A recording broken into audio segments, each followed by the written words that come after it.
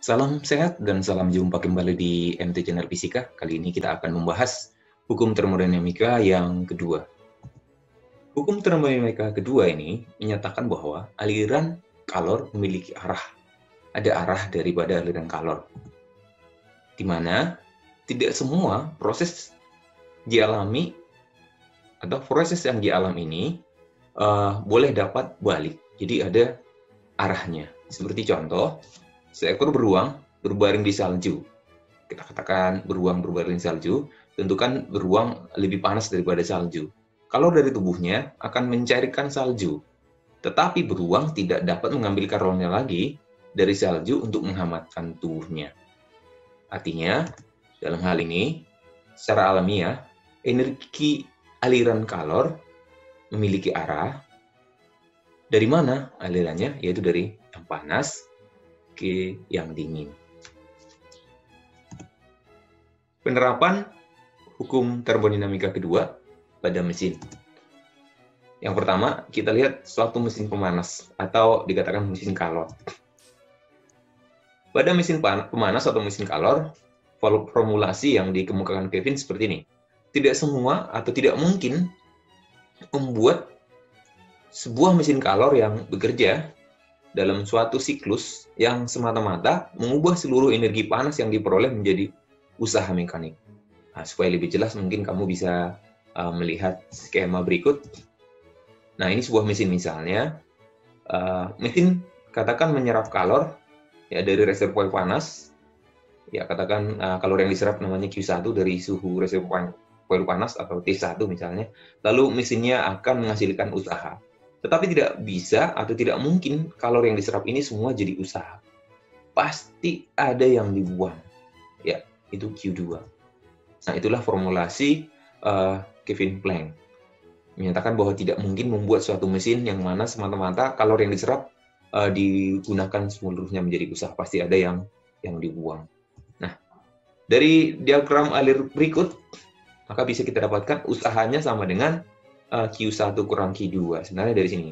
Q1 sama dengan W tambah Q2. Maka W sama dengan Q1 kurang Q2. Lalu, efisiensi mesinnya berapa? Tidak mungkin 100%. Nah, jadi sebenarnya formulasi Kevin Planck ini menyatakan bahwa tidak mungkin efisiensi mesin 100%. Karena apa? Tidak mungkin Q1 sama dengan W. Lalu efisiensinya berapa? Efisiensi adalah W per Q1 kali 100%. Artinya apa? Usaha yang dihasilkan dibagi dengan kalor yang masuk kali 100%. Ya, sebagai contoh mesinnya, ya, yaitu salah satunya adalah mesin Carnot. Nah, mesin Carnot ini adalah mesin paling ideal, ya, mesin paling ideal di antara semua mesin. Ya, mesin-mesin kan banyak. Contoh mesin diesel, ya, mesin siklus Otto, lalu ada bensin, ya mungkin mesin uap dan lain-lain. Nah, inilah mesin Carnot, inilah mesin pendekatan yang paling efisien. Nah, siklusnya seperti ini. Pertama, bisa kamu lihat dari kondisi A, dia mengalami ekspansi isotermal ke kondisi B. Nah, pada saat ini dia akan menyerap kalor. Nah, kalornya ya Q1 katakan ya. Lalu kalau ini adalah isotermal, berarti suhu A akan sama dengan suhu B. Delta U-nya akan sama dengan 0, lalu BKC itu adalah ekspansi adiabatis. Nah, kenapa ekspansi? Karena volume B lebih kecil dari volume C, volume akhirnya lebih besar. Nah, dalam hal ini kalor yang masuk dan keluar nggak ada. Lalu CD adalah kompresi isotermal. Dalam kompresi isotermal ini suhu C sama dengan suhu D, tetapi dia membuang kalor Q2 tadi. Ya, misalnya ini dalam aplikasinya adalah dibuang melalui knalpot ya, motor misalnya. Lalu nanti D ke A itu adalah kompresi adiabatis. Dalam hal ini tidak terlibat kalor. Nah, di titik B itu katakan suhu tinggi, ya itu T1, sedangkan T2 adalah suhu rendah. Nah, efisiensi mesin tadi kita sudah dapat adalah W per Q1 kali 100%. Maka kalau kita hubungkan dengan mesin Carnot, jadi bagaimana? Ciri khas Carnot ini, ingat, yaitu Q akan setara dengan atau sebanding dengan suhu. Jadi Q1 per Q2 adalah T1 per T2. Nah, ini saya tidak jelaskan penurunan rumusnya, tapi ciri khas Carnot ini adalah Q1 per Q2 adalah T1 per T2. Nah, berbeda dengan mesin-mesin yang lain, tapi pendekatannya kira-kira seperti ini. Nah, maka efisiensi mesin Carnot boleh kita turunkan menjadi apa? Efisiensi sama dengan UI per Q1 tadi. UI-nya itu adalah Q1 kurang Q2 per Q1 kali 100%. Lalu Q1 per Q1 itu 1. 1 kurang Q2 per Q1 berarti 1 kurang T2 per T1 kalau dalam persen adalah kali 100%. Sebagai contoh, kamu bisa lihat buku paket, ya, yaitu soal nomor 26 esai. Dikatakan di situ sebuah mesin Carnot yang menggunakan sumber suhu tinggi atau energi diserap dari suhu tinggi 800 Kelvin mempunyai 40%. Berapakah suhu sumber tinggi harus dinaikkan agar efisiensinya naik menjadi 50%? Nah, kita harus tahu mesin itu efisiensinya bisa naik kalau bagaimana? Kita ingat rumus efisiensi dulu. Efisiensi sama dengan untuk Carnot ya, 1 kurang T2 per T1 kali 100%. Nah, berarti agar efisiensinya besar, ada dua hal yang bisa dilakukan. Pertama apa? Suhu 2-nya dibuat kecil, atau suhu status tingginya dibuat rendah. Nah, dalam hal ini kita lihat contohnya. Suhu tingginya 800, efisiensinya 40%. Berapa suhu tinggi harus naikkan agar efisiensinya 50%? Dalam hal ini kita tidak mengkutak-katik suhu rendah, jadi suhu tingginya saja yang kita ubah. Maka bisa kita jawab, langkah pertama adalah kita cari dulu suhu rendah untuk kondisi 1. Efisiensi tadi 1 kurang T2 per T1, berarti kalau kita catatkan 40% itu sama dengan 0,4, sama dengan, ini yang pertama ya, 0,4 akan sama dengan 1 kurang T2 per T1-nya awalnya 800 Kelvin. Nah, dalam persen kali 100% sama aja ya, 1 itu ya. Lalu dari sini kita pindah ruas sehingga nanti T2 per 800 sama dengan 0,6, berarti T2-nya kali silang, 8 kali 6, 48, berarti 480 Kelvin. Nah, inilah yang pertama kita dapatkan. Lalu kita akan pakai ini untuk yang kedua. Nah, agar efisiensinya 50%, berarti agar efisiensinya 0,5 sama dengan 1 kurang, T2-nya tetap kita buat. T2-nya kita udah dapat tadi 480, dibagi berapa jadinya suhu tingginya. Nah, T aksen aja kita buat ya. Maka kita akan dapat dari sini 480 per T1 aksen sama dengan 0,5, berarti T1 aksennya akan kita dapatkan 960 Kelvin. Nah, ini dia. Pertanyaannya bukan ini. Berapa suhu sumber tinggi harus dinaikkan? Berapa harus dinaikkan? Ya. Jadi kenaikannya, berarti delta T1 harus dinaikkan berapa dia? Bukan menjadi berapa, sehingga tinggal kita kurangkan aja. Berarti 960 dikurang 800. Jadi harus dinaikkan sebesar 160 Kelvin. Dari 800 harus naikkan jadi 960. Kira-kira begitu. Lalu contoh soal berikut diambil dari buku paket nomor 28.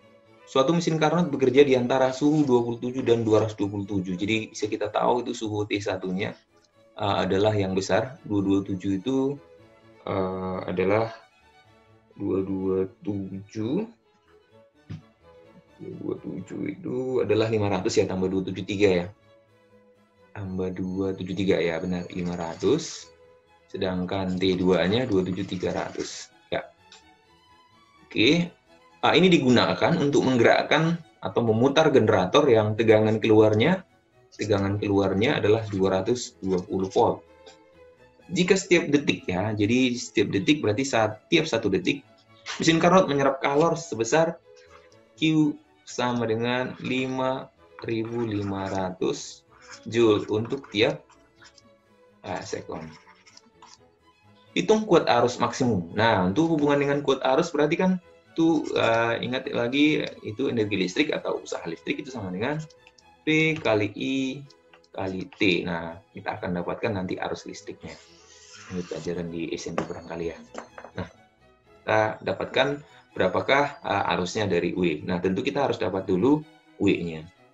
Dapat W dari mana? Efisiensi itu sama dengan W per Q1. Ya. W per Q1. Nah, ini kan Q1. Menyerap kalor 5.500. Nah, efisiensinya bisa kita cari dari mana? Dari suhu. Nah, kita tahu 1 kurang T2 per T1 itu juga efisiensi ya. Sama dengan W per Q1. Nah, sama-sama kali 100% habis ya. Maka kita dapatkan 1 kurang T2 kurang per T1 itu sebesar berapa itu? Ini 1 kurang T2-nya 300, 500, sama dengan W-nya jadi VIT dibagi dengan 5.500 tiap detik ya, tiap detik. Berarti nanti D-nya ini adalah 1 detik. Nah, sehingga 1 kurang 3 per 5 itu adalah 2 per 5 akan sama dengan V-nya 220 volt dikali arus yang dicari dibagi dengan 500. Nah, ini kamu selesaikan, maka kamu akan dapatkan nanti arusnya sebesar, ini mungkin dicoret ya, hasilnya adalah 10 ampere.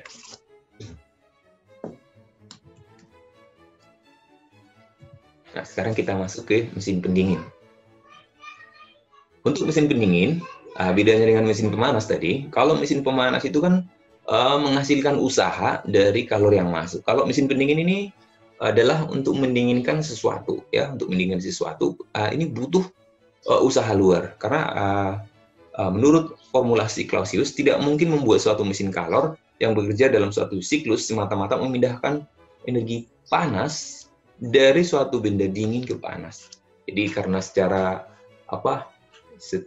alami kalor itu mengalir dari tinggi ke rendah tadi ya. Nah, tetapi boleh konveksi paksa istilahnya atau tanpa bantuan usaha luar nggak bakal mungkin. Nah, sekarang dengan bantuan usaha luar, boleh memindahkan energi atau kalor dari yang dingin ke yang panas. Contohnya, ruangan kita, misalnya kita pakai AC, di ruangan kita akan dingin, tapi terus akan didinginkan terus, kalor dibuang keluar. Nah, kalor mengalir dari mana? Dari ruangan dingin ke yang panas, tapi harus bantuan usaha luar, seperti itu. Kalau nggak bantuan usaha luar, tidak akan mungkin. Nah, contohnya diagramnya seperti ini. Ini ada mesin, contohnya ini adalah mesin pompa untuk memompa panas dari ruangan dingin ke panas ya. Dengan bantuan usaha luar, nih lihat anak panahnya masuk ke dalam, dengan bantuan usaha luar, maka kalor dari suhu yang dingin, ya dari Q2 ini, bisa disedot, dibuang ke suhu yang lebih panas. Contohnya tadi, ya ruangan kita, ruangan AC, ada kulkas tadi. Kulkas itu kan dingin, tapi tetap dari situ dibuang kalor keluar. Nah, dari diagram alirnya, kita dapat di situ W sama dengan Q1 kurang Q2. Kenapa? Q2 tambah W sama dengan Q1. Nah, bisa kamu lihat secara matematis ya. Lalu, istilah di sini bukan efisiensi, karena bukan menghasilkan. Tetapi ini membutuhkan usaha untuk memindahkan kalornya. Jadi, istilahnya koefisien performa, atau di buku dikatakan ini CP, sama aja, KP juga, koefisien performa. Koefisien performa ini merupakan perbandingan antara kalor yang dibuang dari suhu yang dingin dibandingkan dengan usaha yang dibutuhkan untuk mendorong atau mendorong kalornya tadi supaya bisa terbuang. Nah, kalau kita selesaikan, rumusnya akan jadi Q2 per W itu boleh sebenarnya kita tuliskan lagi Q2 per Q1 min Q2. Nah, kira-kira itulah rumusnya. Nah, bagaimanakah penerapannya pada siklus Carnot? Nah, siklus Carnot ini kembali adalah suatu mesin pendekatan ya, yang paling efisiennya, yang paling tinggi ya KP-nya tentunya. Ya, idealnya seperti itu. Nah, banyak sebenarnya mesin-mesin nanti, mesin nyata, bisa jadi sebenarnya KP-nya itu jauh daripada KP ideal. Tidak mungkin ada suatu mesin yang ideal lebih tinggi KP-nya dari mesin Carnot. Nah, karena mesin Carnot ini yang paling ideal. Nah, kita perhatikan mulainya prosesnya dari DC, itu adalah ekspansi isotermal. Ya, dia akan membuang atau menyedot kalor dari suhu yang rendah dengan bantuan usaha tentunya, dengan bantuan usaha. Ya, ini ada usaha. Lalu berikutnya adalah kompresi adiabatis. Kompresi itu lihat volumenya ya. lalu ada kompresi isotermal, lalu pada kompresi isotermal inilah dibuang nanti kalornya bersama-sama dengan usaha yang masuk tadi ya. Lalu anti adalah ekspansi adiabatis. Jadi sebenarnya hanya dibalik aja. Jadi nanti kalau ada siklus termodinamika dibalik ya, atau kamu kelihatan aja ya, cara cepatnya lihat aja ini siklusnya itu berlawanan jarum jam. Nah itu adalah mesin pendingin. Kalau secara jarum jam itu pasti adalah mesin kalor.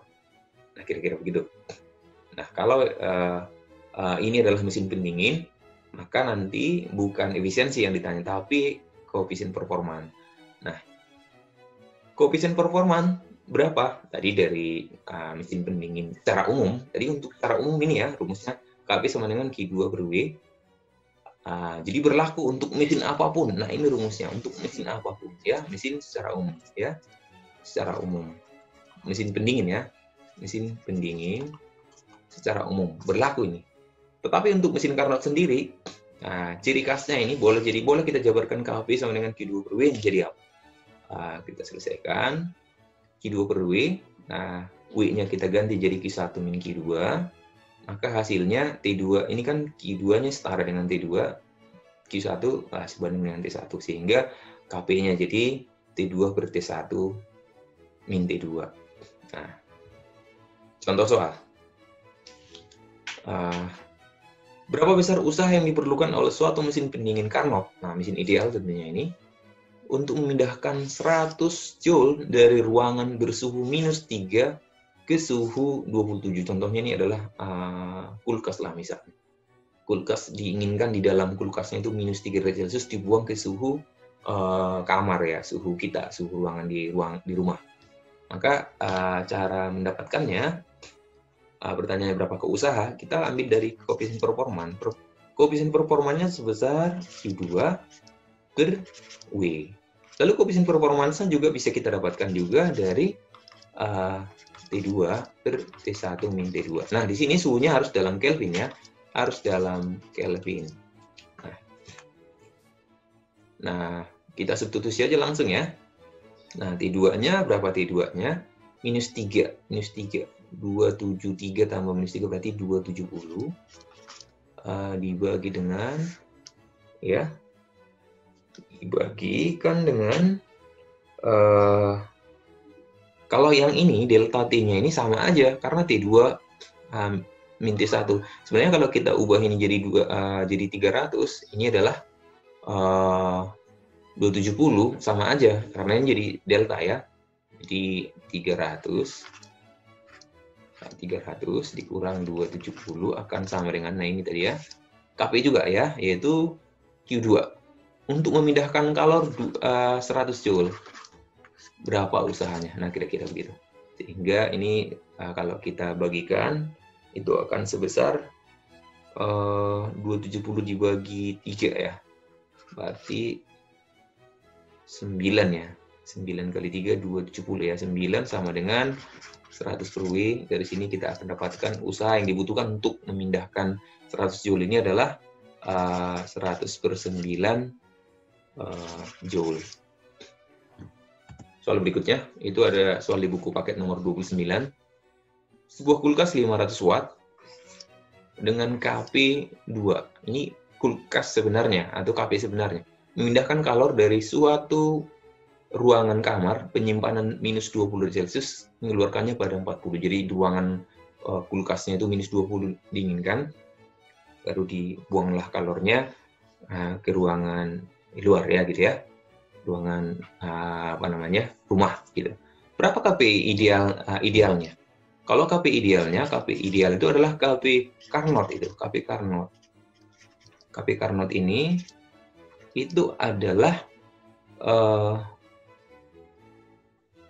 Q2 per W itu tadi itu adalah bukan Kp si Carnot itu idealnya. Bukan Kp si tadi kalau misalnya kita gunakan Kp sama dengan ini berlaku untuk umum ya, Q2 per W ini berlaku untuk umum. Nah, untuk Carnot sendiri kan Q1 per Q2 sama dengan T1 per T2, sehingga Kp Carnotnya sebenarnya adalah T2 per T1 min T2. Nah, kita akan dapatkan KV idealnya. Secara paling idealnya segini. Ya, paling ideal. Kalau kita hitung T2-nya, karena minus 20 berarti 253 dibagi dengan 20 ke 40. Atau kalau diganti juga tadi sama aja. Mending kalau delta nggak usah diganti supaya cepat. Ini adalah 60. Sehingga kalau dicari itu sebesar 4,22. Jadi KP Carnotnya 4,22. Nah, lihat nih. KP idealnya 4,22, sementara KP sebenarnya adalah 2. Jadi di bawah pastinya. Nah, sekarang untuk yang B, itu yang A tadi, yang B. Berapa joule per jam yang dapat dipindahkan kulkas? Nah, kalau berapa joule per jam ini sudah mesin nyata. Jadi kita nggak bisa gunakan yang Carnot ini, karena ini bukan mesin Carnot. Nah, karena ini mesin sebenarnya, kulkas ya, dengan KP 2. Maka KP yang kita gunakan ya, KP sebenarnya itu sama dengan Q2 per W. Nah, berapa joule yang dibuang? Berarti Q2-nya berapa joule? Berarti KP dikali dengan berapa W-nya. KP-nya tadi 2 dikali, nah, usaha listriknya berapa tadi? P kali T ya, 500 dikali T-nya berapa lama? Per jam. Nah, kalau per jam itu kalikan lagi dengan 3.600. Nah, kalau dihitung 2 kali 5, 10 ya, berarti 1000. 1000 kali 3 berarti 3,6 megajoule. Nah, 3,6 megajoule lah kalori yang dibuang dari ruangan itu.